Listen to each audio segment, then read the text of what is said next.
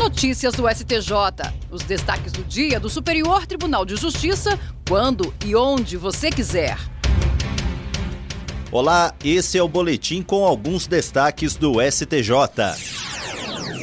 A terceira turma do Superior Tribunal de Justiça reafirmou o entendimento de que arrendatários de imóvel rural só têm direito de preferência na compra se atenderem aos requisitos do Estatuto da Terra, especialmente na exploração direta, pessoal e familiar da atividade agrícola. O caso analisado envolveu uma empresa em recuperação judicial que recebeu autorização para vender uma fazenda a fim de pagar credores. Durante o processo de venda, 3 membros de uma família alegaram ser arrendatários do imóvel e invocaram direito de preferência previsto no artigo 92 do Estatuto da Terra. Eles apresentaram oferta equivalente à da compradora e afirmaram que não foram notificados da alienação.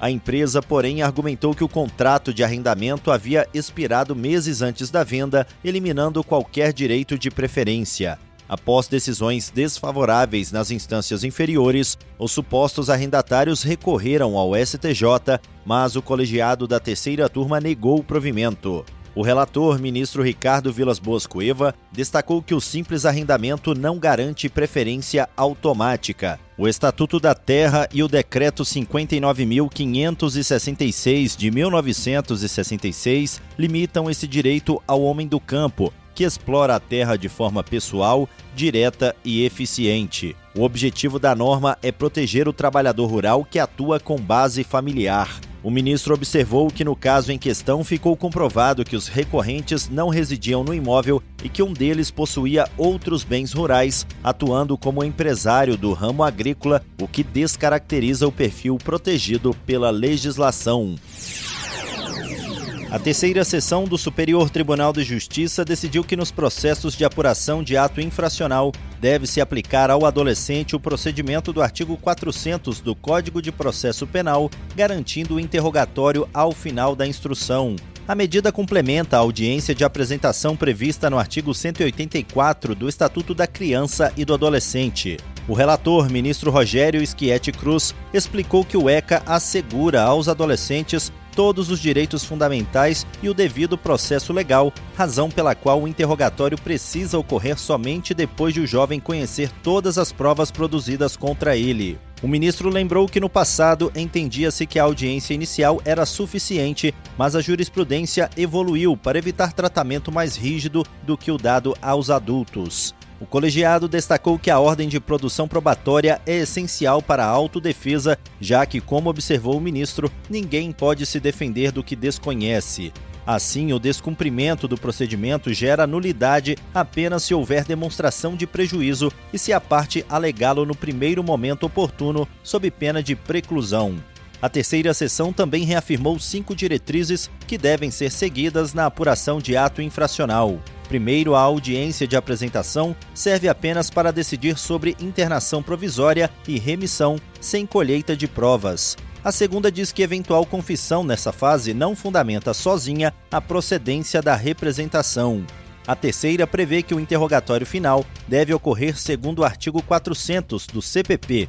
A quarta é que o entendimento vale para instruções encerradas após o dia 3 de março de 2016. E, por último, a nulidade deve ser arguida no momento adequado. Essa decisão foi tomada em julgamento realizado sob o rito dos recursos repetitivos, tema 1269. Agora ela deve orientar os demais tribunais do país quando julgarem casos semelhantes. A terceira sessão do Superior Tribunal de Justiça decidiu que a regressão cautelar de regime prisional é uma medida provisória que pode ser aplicada imediatamente pelo juiz da execução, sem a necessidade de ouvir antes o preso. Para isso, basta haver indícios de falta grave devidamente expostos na fundamentação da decisão. A oitiva será depois, durante a apuração definitiva. Esse entendimento foi firmado sob o rito dos recursos repetitivos, tema 1347. Isso significa que a decisão deve orientar juízes de tribunais de todo o país quando julgarem casos semelhantes. O relator, ministro Og Fernandes, explicou que a regressão cautelar tem natureza processual, parecida com uma medida de urgência, e serve para garantir a ordem e o bom andamento da execução penal. Por isso, não se aplica a ela o artigo 118 da Lei de Execução Penal, que exige a oitiva do preso apenas para a regressão definitiva, que tem caráter punitivo e só pode ser aplicada após a conclusão do procedimento legal. Um dos casos analisados envolvia um detento cuja defesa alegava nulidade da regressão porque ele não foi ouvido previamente. O ministro destacou, porém, que a lei prevê duas situações distintas: a regressão definitiva e a regressão cautelar. Esta última deve ser adotada de imediato para evitar riscos à execução da pena, como em casos de tentativa de fuga ou outras condutas que comprometam a disciplina prisional. O colegiado confirmou que, enquanto a falta grave é apurada, o juiz pode determinar a regressão cautelar, desde que justifique a necessidade da medida. A oitiva do preso deve ocorrer assim que possível, garantindo o contraditório e a ampla defesa. A medida é válida apenas até a decisão final sobre a falta. E esse foi o Notícias do STJ de hoje. Para ouvir mais, acesse o Spotify ou o SoundCloud do STJ. Tchau, tchau. Notícias do STJ, uma produção da Secretaria de Comunicação Social do Superior Tribunal de Justiça.